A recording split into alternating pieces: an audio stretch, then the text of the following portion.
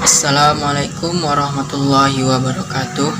Sebelumnya, perkenalkan nama saya Sony Dayat dengan NIM 2102114186. Video ini saya buat untuk memenuhi tugas mata kuliah Manajemen Perbankan dan Lembaga Keuangan lainnya. Dosen pengampu Bapak Rio Jones Martahan Marpaung, SEMM. Baiklah, pada video ini saya akan membahas tentang Bank Sentral dan OJK. Baiklah, yang pertama mari kita bahas Bank Sentral.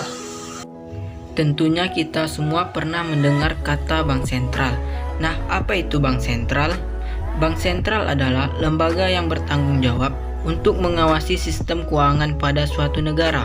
Biasanya, lembaga ini dimiliki oleh pemerintah. Di Indonesia, tugas dan fungsi Bank Sentral dijalankan oleh Bank Indonesia. Bank Indonesia merupakan lembaga independen milik pemerintah yang berdiri sejak tahun 1905. Nah, apa saja tugas-tugas Bank Sentral? Yang pertama, membuat dan melaksanakan kebijakan moneter. Bank Indonesia bertugas untuk mengambil kebijakan moneter dari setiap kondisi perekonomian yang terjadi. Setiap kebijakan ini disesuaikan agar dapat dijalankan dengan tepat dan memberi efek yang tepat juga terhadap kondisi perekonomian dalam dan luar negeri. 2. Mengatur dan mengawasi perbankan. Bank Indonesia memiliki peran untuk mengatur dan mengawasi aktivitas perbankan untuk dapat beroperasi sesuai dengan kebijakan moneter yang telah ditetapkan, sehingga tercipta sinergi yang baik dalam menjaga kondisi perekonomian negara. Kebijakan dalam mengatur perbankan ini juga menjadi upaya untuk menghindari adanya risiko ketidakseimbangan perekonomian. Yang ketiga, mengatur dan menjaga kelancaran pembayaran. Tugas yang satu ini menggambarkan secara umum Bank Indonesia bertanggung jawab menciptakan aturan, kesepakatan, dan prosedur yang sah untuk proses pembayaran dan juga peredaran uang di masyarakat. Berikutnya, tujuan Bank Sentral didirikan. Tujuan Bank Sentral adalah untuk menciptakan dan memelihara kestabilan nilai rupiah. Adapun kestabilan nilai rupiah yang dimaksud ialah kestabilan nilai rupiah terhadap barang dan jasa yang tercermin dari perkembangan laju inflasi serta kestabilan mata uang negara lain. Instrumen yang digunakan untuk mencapai dan memelihara nilai rupiah tersebut melalui Bank Indonesia sebagai Bank Sentral. Dalam Bank Sentral ada yang namanya Dewan Gubernur. Dewan Gubernur terdiri atas seorang gubernur, seorang deputi gubernur senior, dan sekurang-kurangnya 4 orang atau sebanyak-banyaknya 7 orang deputi gubernur. Rapat Dewan Gubernur adalah forum pengambilan keputusan tertinggi dalam menetapkan kebijakan Bank Indonesia yang bersifat prinsipil dan strategis, misalnya kebijakan umum dan di bidang moneter.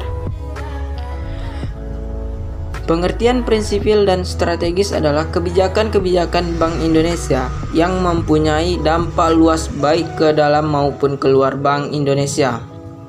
Adapun kebijakan lain yang bersifat strategis dan prinsipil termasuk antara lain kebijakan di bidang pengaturan dan pemeliharaan kelancaran sistem pembayaran serta pengaturan dan pengawasan bank. Berikutnya, kita akan membahas pengertian OJK. OJK atau Otoritas Jasa Keuangan adalah sebuah lembaga independen yang bebas dari campur tangan pihak atau lembaga lain. Lembaga ini memiliki fungsi, tugas, dan wewenang pengaturan, pengawasan, pemeriksaan, dan penyelidikan. OJK didirikan atas Undang-Undang Nomor 21 Tahun 2011 dengan fungsi untuk menyelenggarakan sistem pengaturan dan pengawasan yang terintegrasi terhadap keseluruhan sektor jasa keuangan. Dengan dibentuknya OJK menggantikan peran Bapepam LK dalam pengaturan dan pengawasan pasar modal dan lembaga keuangan, serta menggantikan peran Bank Indonesia dalam pengaturan dan pengawasan bank, serta melindungi konsumen jasa keuangan.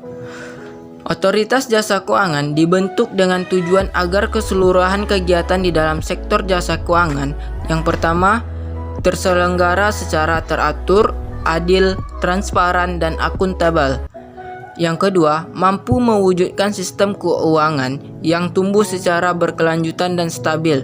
Dan yang ketiga, mampu melindungi kepentingan konsumen dan masyarakat.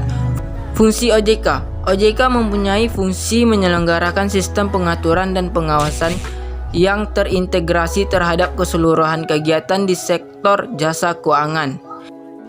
Nah, itulah sedikit penjelasan tentang Bank Sentral dan OJK.